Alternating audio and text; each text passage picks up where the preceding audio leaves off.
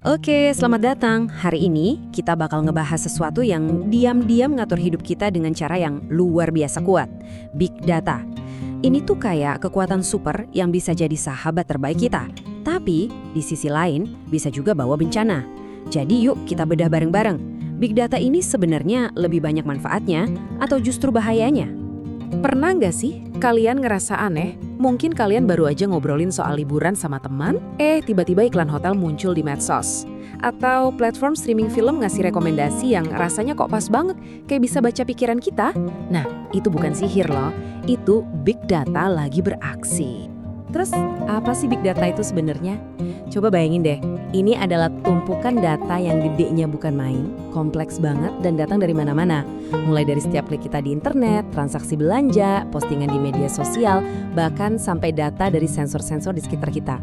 Tujuannya cuma satu, menganalisis semua lautan data ini buat nemuin pola-pola tersembunyi yang nggak bakal kelihatan kalau datanya cuma sedikit.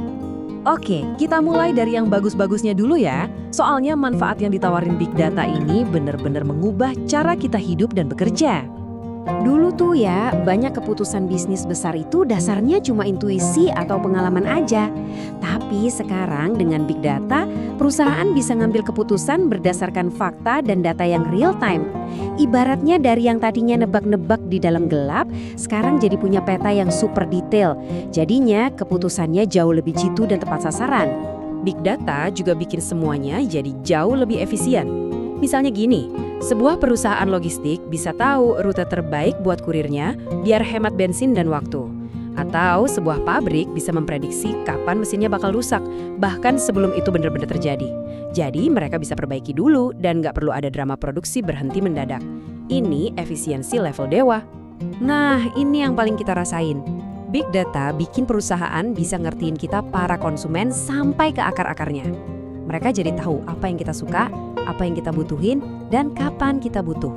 Hasilnya, ya pengalaman yang lebih personal buat kita. Rekomendasi produk yang pas, layanan yang rasanya kayak dibuat khusus buat kita.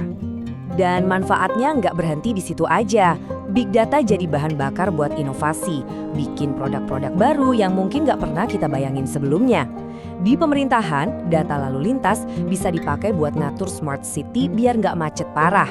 Dan yang paling keren, di bidang kesehatan, analisis data bisa mendeteksi wabah penyakit lebih awal dan menyelamatkan banyak nyawa. Keren banget kan? Eits, tapi tunggu dulu. Disinilah kita perlu jeda sejenak. Personalisasi keren yang kita nikmati tadi punya sisi lain yang gelap. Supaya perusahaan bisa ngertiin kita, mereka kan harus ngumpulin data kita.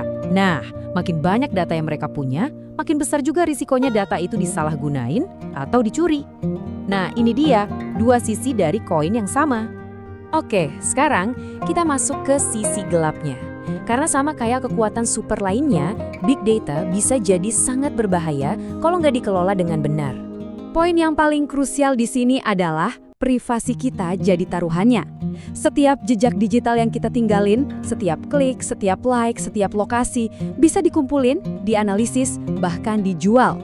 Ini jelas membuka pintu buat pengawasan yang berlebihan, manipulasi, sampai pencurian identitas. Keamanan data pribadi kita jadi tantangan terbesar di era ini. Coba bayangin skenario ini. Kamu ngajuin pinjaman ke bank atau ngelamar kerjaan, tapi langsung ditolak sama sistem komputer.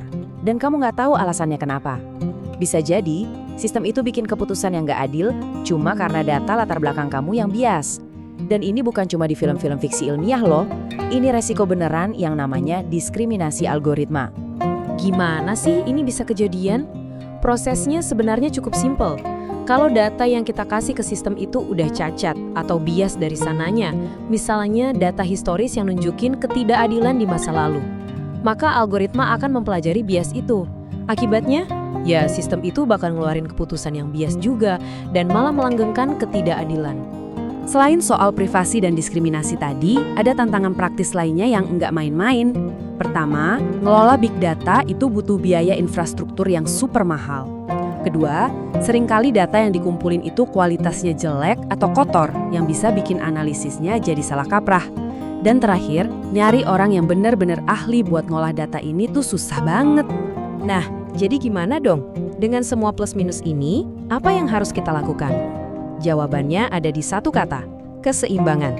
Kita harus cari cara memaksimalkan manfaatnya sambil menekan risikonya sekecil mungkin. Inti solusinya itu sebenarnya ada di dua hal utama, keamanan dan etika. Setiap organisasi harus memprioritaskan perlindungan data kita, seolah-olah itu adalah harta mereka yang paling berharga. Dan yang gak kalah penting, mereka harus punya aturan main yang jelas soal bagaimana data boleh dan tidak boleh digunakan. Pada akhirnya, kita harus ingat kalau big data itu sendiri cuma sebuah alat. Nggak baik, nggak juga jahat, persis kayak api. Bisa kita pakai buat masak dan menghangatkan diri, tapi bisa juga dipakai buat membakar rumah. Dampaknya, mau itu baik atau buruk, 100% tergantung pada kita, manusia yang megang kendalinya. Sebagai penutup, saya mau kasih satu pertanyaan buat kalian renungin. Di dunia di mana data pribadi kita udah jadi salah satu aset paling berharga, pertanyaan terbesarnya adalah siapa yang seharusnya punya kendali penuh atas data itu?